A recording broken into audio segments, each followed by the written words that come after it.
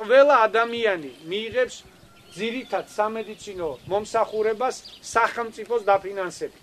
დღეს 956,000 ადამიანი ოფიციალურად იღებს 30 ლარიან შემწეობას, იმიტომ რომ არის ღატაკი.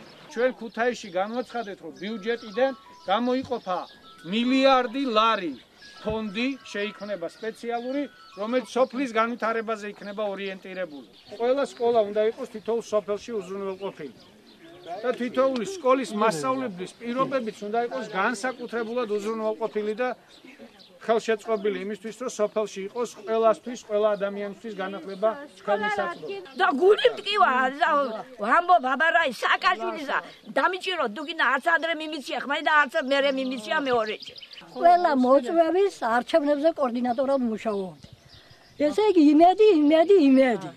აღარა ეს იმედი, გადიეზურა წყალი. ხო და კიდევ რა მახსოვს იცი? წინა საარჩევნოდ მან ბუკლეტი რომ გამოცა, ამას გავაკეთებ.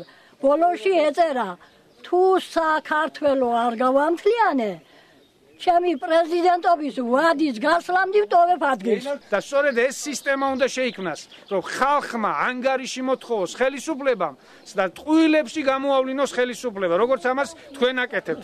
აი დიდი მადლობა ამ გამბედაობისთვის. მიაწვდინოთ ეს სიტყვები. გაახსენოთ ეს სიტყვები. ვიშველეთ ხარმონო. არა, გაიყოს, გადიიღონ მერე. აგიმინდა მე ზუსტად. მე რომ მივედი გამგებელთან, ვიცი ვინ ხარ, იმიტომ რომ მე სააგაშვილი არ მომწონდა რა. მე არ მომწეს დახმარება, იმიტომ რომ მწონია ვინ ვარ მე.